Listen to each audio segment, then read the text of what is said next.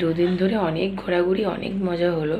এবার আবার নিজের কাজে ফিরে যাওয়া, মানে নিজের স্রোতে আবার ভেসে যাওয়া।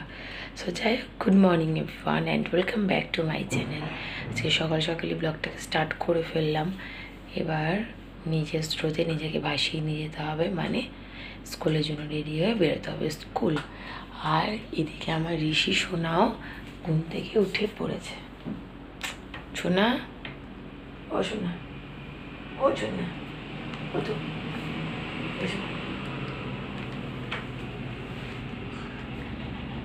বুঝতে পেরেছ?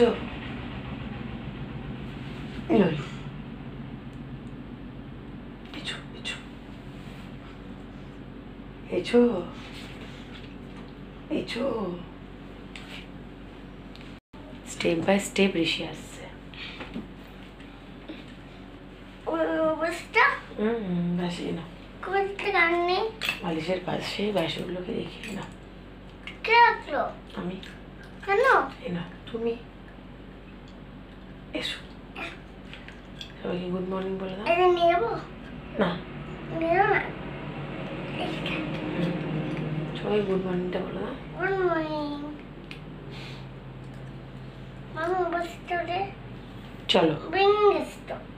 আজকে বাড়ি ফিরে এসে শুনলাম যে ঋষি দুপুরে লাঞ্চ ভালো করে করেনি। আর তার কিছুক্ষণের মধ্যেই ঋষি আমাকে বলে উঠলো, মাম্মি একটু ম্যাগি খাবো, তুমি আমাকে একটু ম্যাগি বানিয়ে দাও।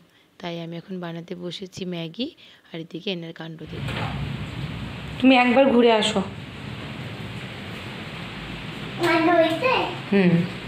এইভাবে মানে 4-5 বার ঘোরা হলো। আর ম্যাগি হয়েছে জিজ্ঞেস করা হলো আমাকে। আর একটুখানি আরেকবার ঘুরে আসো। আরেকবার ঘুরে আসলে ম্যাগি হয়ে যাবে। এই চলে আসো, হয়ে গেছে। হ্যাঁ, স্যুপ ম্যাগি রেডি। চলো। ঋষির ম্যাগি বানানো কমপ্লিট হলো। আর এদিকে বাইরে শুরু হয়েছে অজস্র ধারায় বৃষ্টি। ঠিক সময় মতন ভাগ্যিস আজকে বাড়ি চলে এসেছিলাম, নয়তো বুঝি আজকে বাড়ি ফেরা অসম্ভবই হয়ে উঠতো। যাই হোক, এবার একটু রেস্ট নিই। দুপুরে বাড়ি এসে ফ্রেশ হয়ে ঋষিকে তো ম্যাগিটা বানিয়ে দিলাম, কিন্তু তারপরে নিজে লাঞ্চ করে আর পারছিলাম না। মনে হচ্ছিলো একটু রেস্ট নিতেই হবে, কারণ বাইরে এত বৃষ্টি হচ্ছে। তো ওই বৃষ্টি থেকে আরও যেন চোখটা বন্ধ হয়ে আসছিলো। তাই ঝটপট একটু রেস্ট নিয়ে নিলাম। রেস্ট নিয়ে উঠে এখন চলে এসেছি রান্নাঘরে। এবার খেতে হবে গরম গরম চা। ঋষির জন্য বানাবো রুটি। দেখুন, ওদিকে আমার রুটির বানানোর জন্য প্রিপারেশান আমি অলরেডি নিয়ে নিয়েছি। আর তার সঙ্গে ঋষির সন্ধ্যাবেলার টিফিন। তো আর পাকা বুড়োর এখন চলছে বরফ নিয়ে কাণ্ড কারখানা। কী জন্য বরফটা নেবে সেটা একবার শুনুন। কেন ফ্রিজ খুলে কি হবে? কি হয়েছে? বরফ কেন? কই আমি দেখি কোথায় পায়ে রক্ত বেরিয়ে। ও হো গো ছোনা আমার, বরফ লাগাতে হয়? পায়ে রক্ত বেরোলে বরফ লাগাতে হয়? আর কি লাগাতে হয় রক্ত বেরোলে? আর হার্নিকা নয়, কারণ বরফটা নিয়ে খেলা হয়। বাবা, কিচ্ছু ভাঙতে হবে না, আমি দিয়ে দিয়েছি। এক মা কিন্তু খুব বকবে, মা। তুমি লাগাও পায়ে দেখি। ওটা পায়ে কিন্তু লাগানো হবে না, এটা খেলা হবে হাতে নিয়ে। হ্যাঁ লাগাও। সবাই দেখছে, বলছে লাগাও ঋষি, তোমার পায়ে কেটে গেছে, রক্ত বেরোচ্ছে, তাড়াতাড়ি লাগাও, সবাই বলছে। নাও। বাবা, নিজের যত্ন নিজেই করছে ঋষি আমার। আর এদিকে বাইরে বৃষ্টি হয়েই যাচ্ছে, তার সঙ্গে হাওয়া, মেঘ ডাকছে নাকি গো? আমি কি মগ? বাবা, চারিদিকে নজর। আর ঋষি, তুমি আজকে বিকালে ঘুরতে গিয়ে কি পেয়েছো বলো সবাইকে বলো। কি মাছ? মাগুর মাছ। এই যে আজকে বিকালে মায়ের সঙ্গে ঘুরতে গিয়ে একটা মাগুর মাছ পেয়েছে। একটা না কটা? একটাই পেয়েছো? কই মাছ পেয়েছো? তারপরে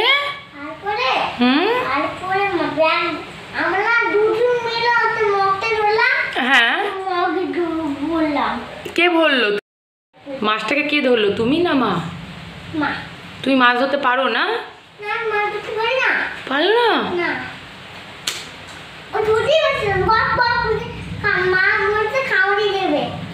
তাই? না খাওয়াই দেয় আবার। আমি একটুখানি হয়ে যাচ্ছে না। দিয়েছি রাখি তাহলে। তো পায়ে লাগাও যেখানে তোমার রক্ত বেরিয়ে গেছে। ওটাই তো আমিও তো খুঁজে পাচ্ছিলাম না। একটু রক্ত উঠে যাবো তো। ও বরফটা নিয়ে হাতে খেলা হলেই পায়ের রক্তটা মুছে গেল না? উফ, হয়েছে। যাই হোক, আমার পাকা বুড়োর তো কাণ্ড কারখানা দেখলেন, দুপুরও আপনাদেরকে দেখালাম যে কীরকম বৃষ্টি হচ্ছে। আর এখনও ওরে বাবা, এত গরমের পর সত্যি এই বৃষ্টিটা অসাধারণ লাগছে। আপনাদের ওইদিকেও কি বৃষ্টি হচ্ছে? কমেন্ট করে প্লিজ জানাবেন কিন্তু।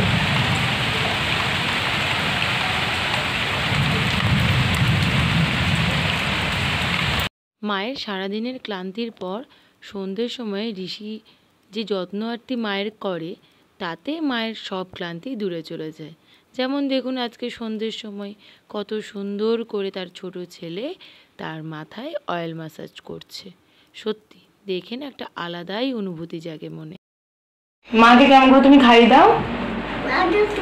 আমি বড় ছিলাম তখন মাকে আমি খাইয়ে দিতাম। তুমি যখন বড় ছিলে? হ্যাঁ। ও আচ্ছা, বড় থেকে তুমি ছোট হয়ে গেছো। ঠিকই, আমরা তো সবাই বলি ছোট থেকে বড় হয়েছি। ঋষির কনসেপ্টটাই ঠিক, বড় থেকেও ছোট হচ্ছে।